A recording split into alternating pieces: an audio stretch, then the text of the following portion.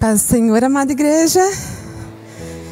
Eu vou reler com os irmãos o texto do início, que a Carol já leu, na introdução ali do culto. 2 Samuel, capítulo 6, os versículos 1 e o 2. Se os irmãos quiserem acompanhar, 2 Samuel 6, 1 e o 2. E mais uma vez, Davi reuniu todos os escolhidos de Israel, em número de 30.000. Davi se levantou e com todo o povo que tinha conseguido partiu para Baalá de Judá, para de lá trazer a arca de Deus, diante da qual se invoca o nome do Senhor dos Exércitos, que se assenta acima dos querubins. Vamos encurvar nossas frontes, nossas faces e elevar a Deus em oração. Senhor Deus, eterno Pai, Senhor, Tu sabes, Senhor Deus, o quanto meu coração se alegra, Senhor Deus, em estar diante da Tua presença maravilhosa, Senhor Deus, estarmos aqui reunidos com os Teus filhos, com a Tua igreja, Senhor. Estamos aqui para buscar a Tua face e Te suplicamos neste momento, Senhor Deus. Nós já Te adoramos, nós já Te exaltamos, engrandecemos o Teu nome como o Senhor merece. E agora, Senhor Deus, ministra, Senhor Deus, aos nossos corações, Senhor Deus. Fala, Pai, através do Teu Espírito Santo, através da minha mente, através dos meus lábios, Senhor Deus, que eu seja um instrumento Teu, Senhor, para falar e ministrar a Tua igreja, Senhor Deus. Fala, Senhor Deus, conforme nós precisamos ouvir nessa noite. Em nome de Jesus, nós Te louvamos e Te bendizemos. Amém. Os irmãos podem tomar seus lugares.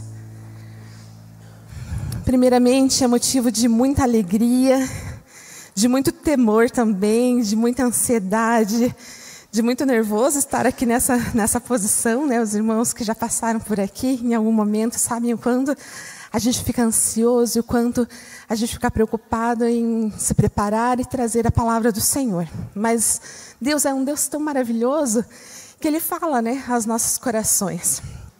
O Elton, ele é mais ansioso do que eu. Eu já sou ansiosa, ele é um pouquinho mais do que eu. E ele estava bem ansioso com a minha escolha de tema. Até quando o Zé me comentou, perguntando se eu pregava, eu falei, olha, eu prego, já preguei algumas vezes, mas a minha maior dificuldade é escolher o tema. E até semana retrasada eu estava entre dois, eu não sabia qual dos dois que eu escolhia. E daí semana passada, no domingo eu vim com um propósito, Senhor, me dá clareza. Eu tenho 2 temas escolhidos, duas linhas completamente diferentes, mas, Senhor, ministra o meu coração em qual vai ser o tema que o Senhor pretende que eu ministre no próximo domingo. E o Senhor me trouxe clareza que era o tema sobre a presença de Deus. A presença maravilhosa e gloriosa do nosso Deus. E essa presença, eu vou voltar aqui, vou contextualizar. Hoje eu vou falar da arca. A arca, no Antigo Testamento, ela era símbolo e representação máxima da presença de Deus no templo e entre o povo, né? Então, era a arca que Deus deu instruções a Moisés, exatamente detalhadas sobre medida, material, como deveria ser feito. E Moisés foi e fabricou a arca segundo as instruções de Deus, lá em Êxodo 25. Alguns dos textos eu vou só citar, depois se os irmãos quiserem ler em casa, fiquem à vontade. Dentro daquela arca tinha 3 itens. Quem lembra? Aí o MCA. Vamos ver se o MCA lembra. Telzinho, Mel. A Lana já não é mais MCA.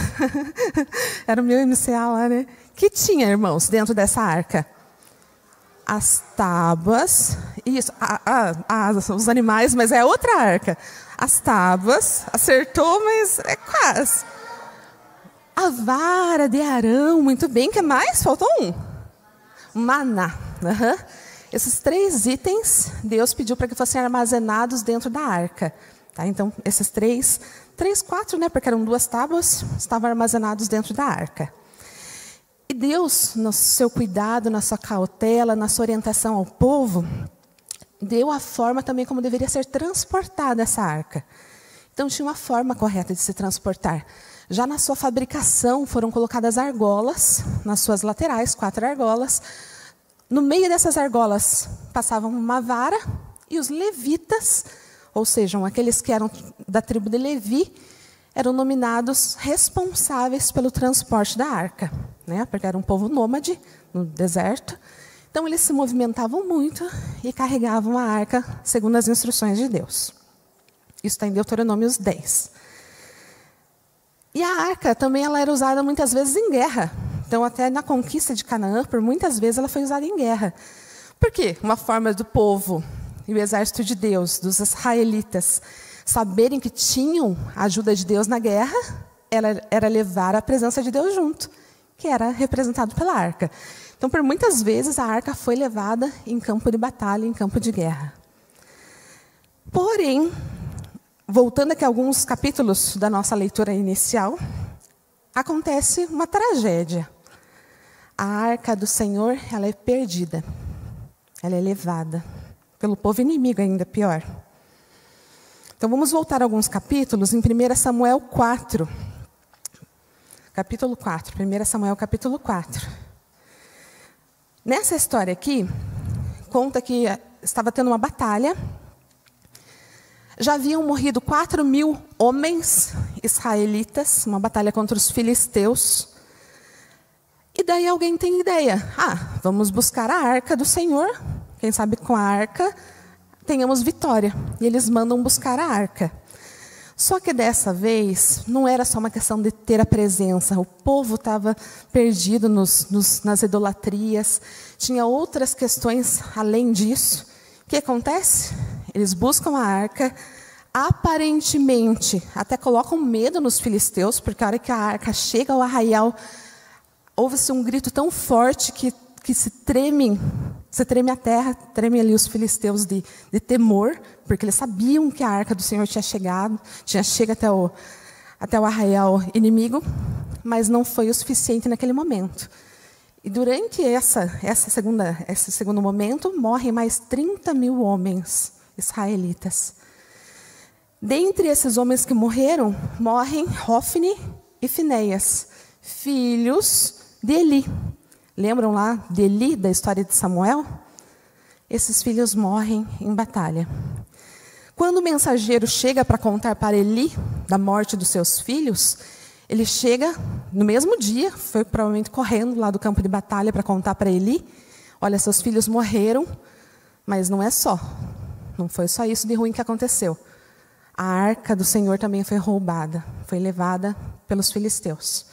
Ali Eli escuta essa notícia, e de tão trágica, de tão séria que é essa notícia, ele já senhor, já nos 98 anos de idade, cai da cadeira, quebra o pescoço e morre. A nora dele, que estava grávida, também escuta que o esposo, e que agora o sogro havia morrido, e o cunhado, né, também morreu na batalha, e que a arca também havia sido roubada.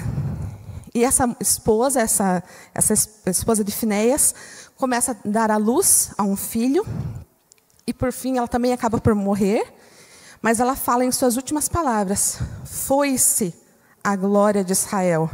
E chama o menino de Icabô, porque tinha acabado a glória de Israel, porque a arca do Senhor tinha sido levada. E ela fala mais ainda no versículo 1 Samuel 4, 22. Foi-se a glória de Israel, pois a arca de Deus foi tomada. Então, o quanto isso simbolicamente para o povo era a presença de Deus, e o quão importante, embora fosse algo físico, algo material, representava para aquele povo, para o povo de Deus, a presença dele. Depois disso, essa arca que foi roubada pelos filisteus, ela fica com os filisteus 7 meses. Mas ela não fica parada, não. Os filisteus tomam a arca, sabem o quanto ela é importante, só que ela era importante para o povo de Deus, não para eles. Eles não tinham essa noção ainda. Mas o que eles fazem? Eles levam a arca para Asdod, no templo de Dagon, que era o deus deles, um dos deuses deles. Lá naquele templo, eles só veem catástrofe também. O que acontece? Primeira madrugada da arca lá, o deus deles acorda tombado na frente da arca, de bruços em frente à arca, no templo de Asdod, no templo de Dagon. Depois, na segunda noite, eles acham isso uma afronta, né? Mas na segunda noite acontece pior. Está só o tronco do deus Dagon, porque a cabeça do deus e os braços estão quebrados. E daí eles ficam abismados e até mesmo talvez com raiva disso, e resolvem mandar para outro lugar. Começa ali Deus castigar eles, e disso, essa arca, nesses 7 meses, ela passa por Asdod, ela passa por Gate, ela passa por Ecrom, cidades filisteias, tá? Cidades dos filisteus. E em todos esses lugares que ela passou, quem não morria era atingido por tumores, feridas na pele. Então, só trouxe tristeza para aquele povo que não era o povo de Deus, que não era para portar aquela presença de Deus. Então, capítulo 6 de 1 Samuel, os filisteus buscam uma estratégia, e eu quero aqui que os irmãos guardem essa palavra, para devolver a arca. Vamos usar outro termo aqui, eles queriam devolver, eles queriam se livrar da arca. Não é que eles quisessem transportar da forma correta que Deus ordenou, eles só queriam se ver livres, porque eles estavam morrendo tudo, estavam doentes, estavam padecendo com aquele objeto ali entre eles, e eles não sabiam o que fazer, então eles chamam lá magos, chamam sacerdotes filisteus, e perguntam para esses sábios da época, e aí, o que a gente faz com essa arca? Como que a gente faz para devolver? E esses sábios, esses sacerdotes, esses adivinhos, em 1 Samuel 6, 2 e 7, dizem, esses chamaram os sacerdotes adivinhos e perguntaram, o que faremos com a arca do Senhor? Diga-nos como a devolveremos para o seu lugar? E no 7 fala, agora, pois, façam um carro novo, arranjem 2 vacas com crias, sobre as quais nunca foi colocado jugo, e amarrem as 2 ao carro. E quanto aos bezerros, né, vacas com crias, então tinha os bezerrinhos, levem-nos para casa. Essa foi a estratégia que os filisteus buscaram com os seus sábios para fazer a devolução. Eles queriam só se livrar da arca. E assim eles fizeram. Tá? Funcionou? Funcionou, tá? Tanto é que, no capítulo 7 de 1 Samuel, a arca chega à casa de Abinadab. Então, sai do território filisteu e chega ali na casa de Abinadab. Na casa de Abinadab, eles consagram Eleazar, que é um dos seus filhos, para ser o guardador da arca. E aqui essa arca fica 20 anos na casa de Abinadab. Depois a gente vai ler. Então, a gente falou aqui de 1 Samuel 4, agora a gente chegou na casa de Abinadab no capítulo 7. Lá no capítulo 14, Saul cogita buscar a arca, porque ficou lá na casa de Abinadab. Lembre que ela não estava mais em território filisteu, mas ela também não estava no seu lugar que deveria estar, que era no templo, que era no lugar de adoração, que era lá junto com o povo. E Saul chega até a cogitar no capítulo 14 de trazer a arca e logo desiste. Tá? Então não vai à frente. E agora a gente chega aonde a gente começou a nossa leitura, que é no 2 Samuel, capítulo 6, que então Davi, Deus coloca no coração de Davi o desejo, a vontade, o propósito de trazer a arca novamente para o povo. Tá? Então, depois dessa contextualização, chegamos ao momento que a gente começou aqui a nossa leitura. Davi, então, quer buscar a arca. Tá? E vamos ali, versículo a versículo. Então, versículo 3, 2 Samuel 6, versículo 3.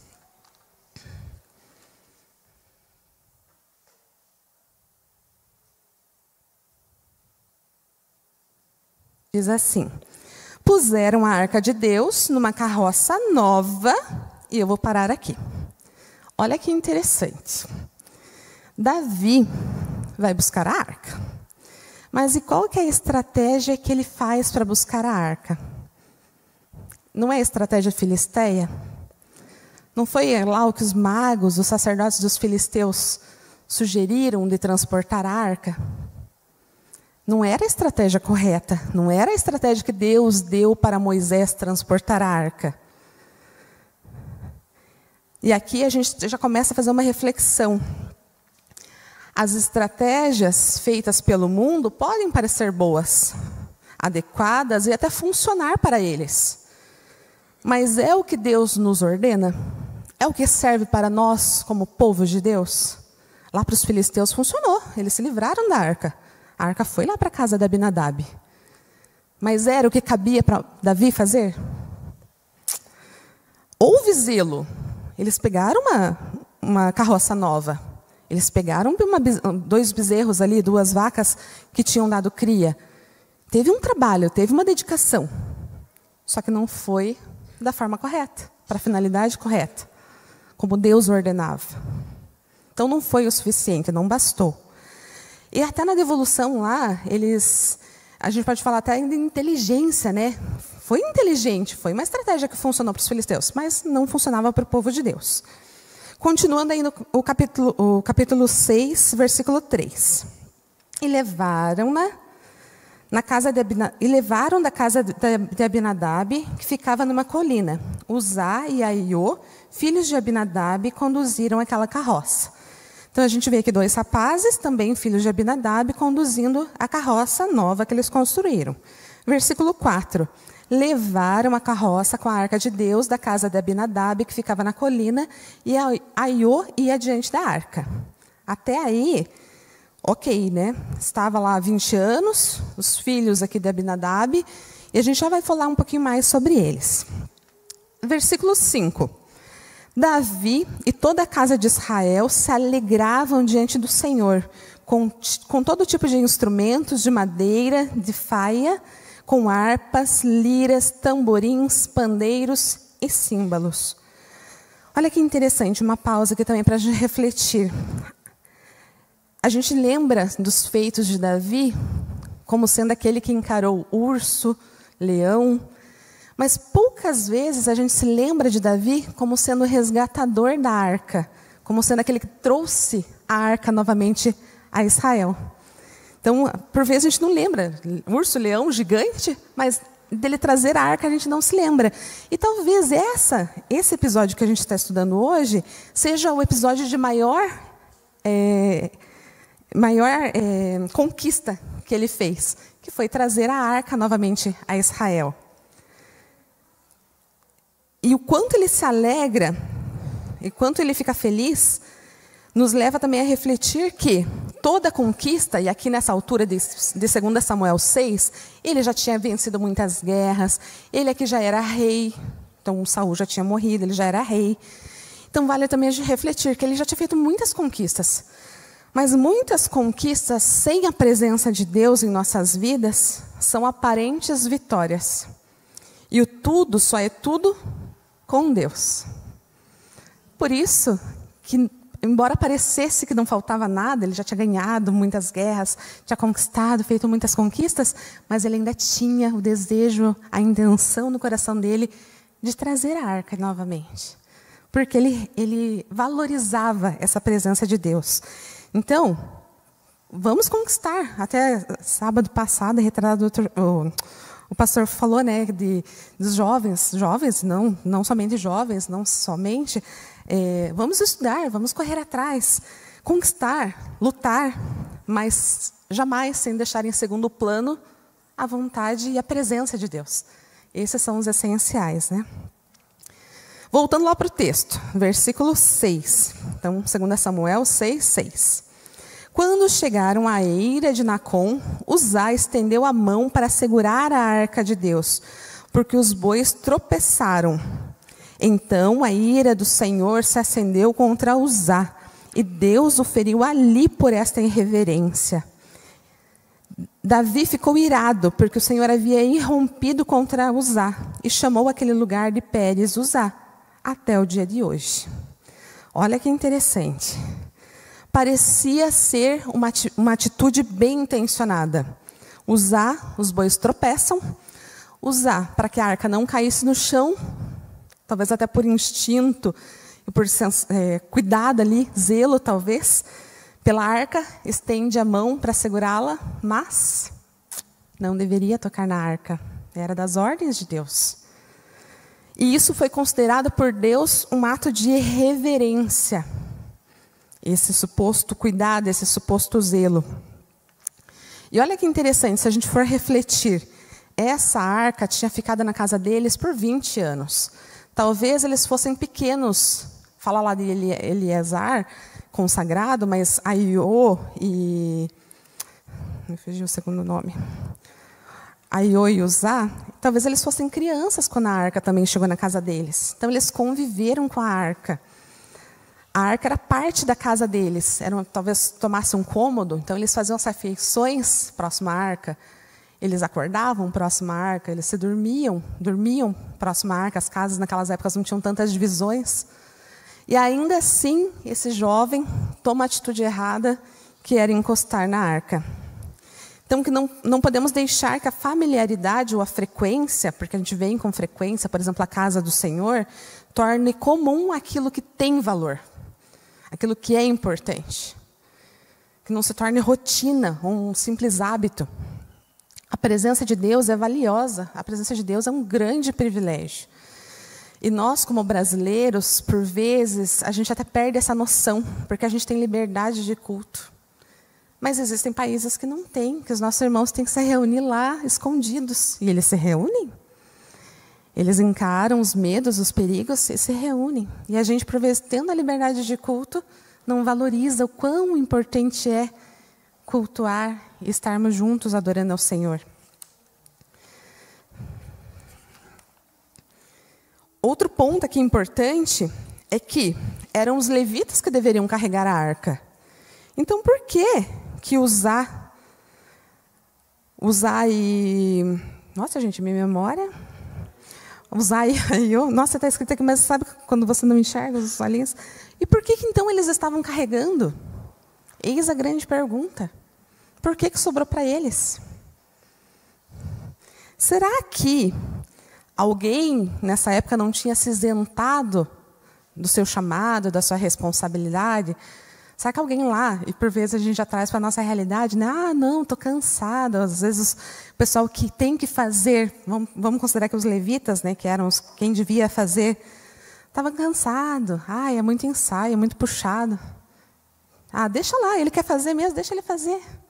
Daí se isentaram da responsabilidade e recaiu a responsabilidade sobre alguém que não deveria fazer. E a pessoa bem intencionada fez, só que deu tudo errado. Então, quando a gente abre mão de usar os nossos talentos e dons para aquilo que Deus nos chamou, os as precisarão fazer, precisarão aparecer. Porque a obra continua. Então, se eles precisarão fazer, talvez eles não façam da forma correta. Então, que não nos eximamos da nossa responsabilidade, daquilo que Deus nos chamou para fazer. Façamos conforme o Senhor nos pede. Versículo 9. Naquele dia, Davi teve medo do Senhor e disse: como poderei levar comigo a arca do Senhor? Olha só, agora, finalmente, alguns versículos depois, Davi compreende e faz a pergunta que ele deveria ter feito muito antes. Como, então, eu faço para levar a arca do Senhor? Agora, ele não recorre às estratégias mundanas, às estratégias filisteias. Ele faz a pergunta certa. Como eu poderei levar? Olha que interessante. Só após a catástrofe que Davi se pergunta o que deveria fazer. Qual era a vontade do Senhor? Mas será que por vezes nós também não deixamos para perguntar para Deus depois que a gente já tomou a decisão? Pergunta para Deus: Senhor, eu posso fazer isso? Mas já fez. Adianta. No caso de Davi, a decisão por conta própria gerou dor, gerou morte, medo, frustração e até humilhação para ele como rei naquele momento. Versículo 10. Davi não quis levar a arca do Senhor para junto de si, na cidade de Davi, mas fez com que fosse levada para a casa de Obed-edom, o geteu. Assim, a arca do Senhor ficou na casa de Obed-edom, o geteu, durante 3 meses. E o Senhor o abençoou e a toda a sua casa. E avisaram o rei Davi, dizendo: o Senhor abençoou a casa de Obed-edom e tudo o que ele tem por causa da arca de Deus. Então, Davi foi e com alegria trouxe a arca de Deus da casa de Obed-edom à cidade de Davi. Olha que interessante. Lembra que a gente falou que a arca tinha ficado 20 anos na casa de Abinadab? E agora bastaram 3 meses na casa de Obed-edom para que essa arca fizesse toda a diferença. Fez tanta diferença que chegou notícias para Davi. Davi, busca lá a arca, Davi. Porque a gente ouviu pessoas falarem, rumores de que a arca está fazendo aquele homem prosperar, a família dele prosperar. Eles estão sendo abençoados com a presença de Deus lá na casa deles. 20 anos versus 3 meses. De que forma que essa arca foi tratada nesses 2 lares? E aqui eu trago um exemplo.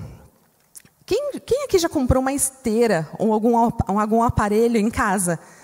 Um aparelho, bicicleta ergométrica, essas coisas. Então tá. Quem já comprou talvez tenha a mesma experiência que eu tenho, por 2 vezes inclusive. Quando eu era adolescente, meus pais compraram a nossa primeira esteira. Então, toda a família estava lá no propósito de emagrecer e tal. Comprou uma esteira para a gente fazer exercícios em casa. A esteira, de início, ela funciona. A gente usa, a gente está animado, motivado. Só que depois ela vira o quê? Guarda-roupa, cabide, qualquer coisa do gênero.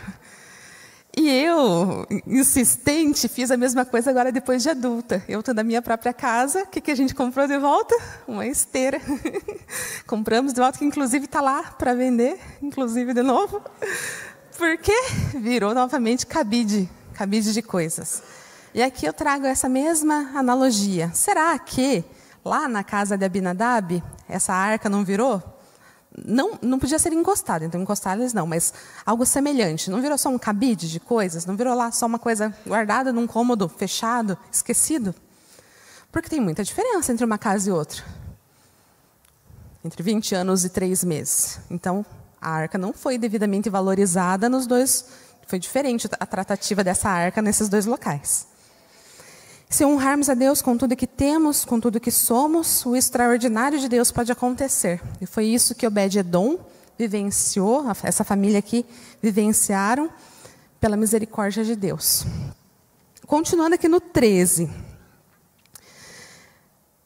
Quando os que levavam a arca do Senhor tinham dado 6 passos, e aqui, agora sim, Davi fazendo uma estratégia correta.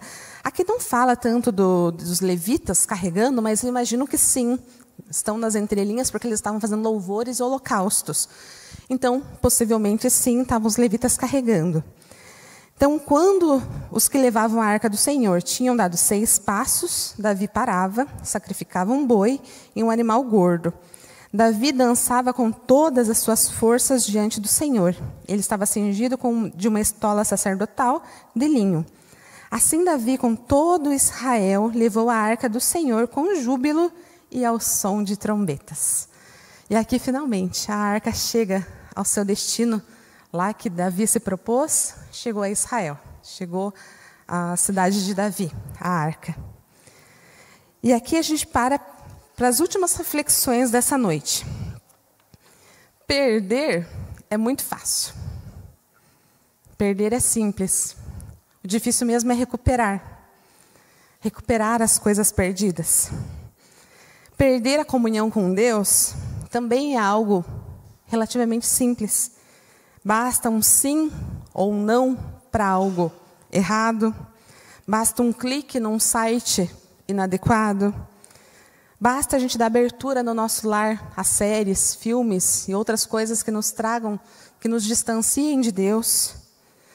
Perder a família, basta aceitar um convite ou fazer um convite. Agora, aquilo que tem valor, isso não é fácil de conquistar, não. A nossa vantagem como cristãos é que a salvação ela é pela graça. Nós somos justificados pelo sangue de Cristo. E a salvação nos alcançou. Só que, para nós valorizarmos esse presente tão gracioso, tão misericordioso, dia após dia a gente trava guerras para continuar dizendo não ao pecado. Então, passa a ser também, a gente tem ajuda para isso, mas passa a ser a nossa escolha no dia a dia.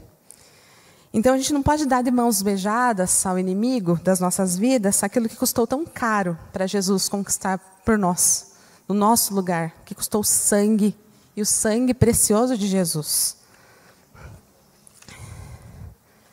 O que precisamos, então, fazer para que a arca retorne à nossa vida e ao nosso lar? E hoje, fazendo uma analogia, a arca, que é a representação da presença de Deus, se nós pensarmos hoje, nós é que somos o templo do Espírito Santo. Então, é em nós que habita essa presença de Deus. Então, cabe a nós não nos permitir viver sem essa presença de Deus. E assim como para Davi foram necessárias algumas tentativas, hoje para nós, nos nossos tempos, na nossa vida, e se nós respiramos, é porque ainda dá tempo de buscar a arca, meus irmãos. Ainda dá tempo da gente buscar a presença de Deus. Ainda dá tempo da gente se reconciliar com o Senhor. Ainda dá tempo da gente fazer essa nova aliança. E assim como o povo de Israel aqui, festejar com tamborins, com símbolos, com todos os instrumentos que Deus nos permite. Então que façamos isso dia após dia. Buscar a arca, buscar a presença de Deus nas nossas vidas e nos nossos corações. Amém.